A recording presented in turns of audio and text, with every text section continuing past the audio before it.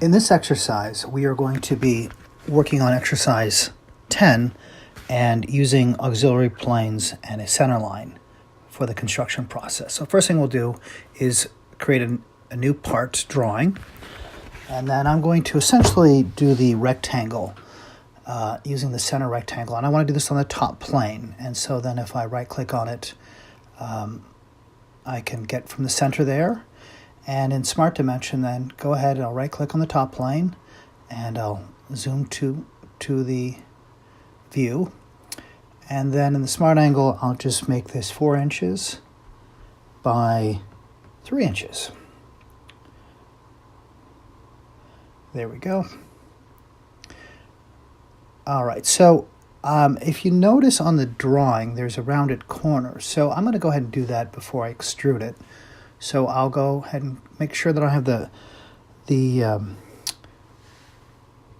radius here, set that up, which is 5 inches.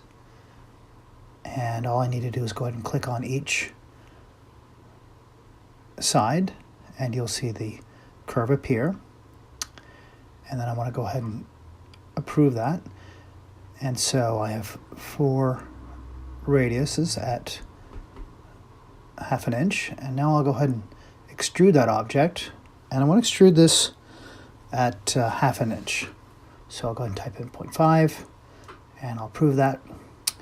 Okay, so if one was to look at the drawing, you'd see that there are 4 screw holes, and so the easiest way to do this is to select the reference plane as the top of the surface. We're going to be making new planes today, so I'll take the existing top plane, and because I extruded at 1/2 inch, I'll use that as the new plane height. So you'll see that on the bottom, I have a plane 1 here, and so that's my new plane, and I'll go ahead and work off this surface. And so now I want to create a circle, and I'll start at the center of the outside radius. And so there are 2 holes. One hole goes through all, and that's at 0.266 diameter. So what I will do here is type in 0.266, divide that by 2, and it's going to give me the proper screw hole size. All right, so that's the radius. All right, so now I'm going to do an extruded cut all the way through all.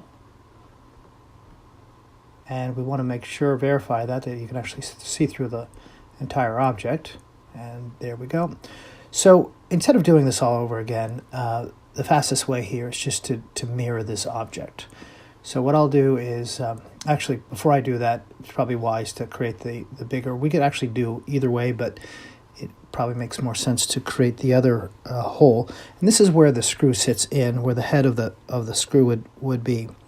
And so the diameter is 0.438. And so I'm in the parameters, this is the radius, so I'll just say divided by 2, so I don't have to figure all that out. And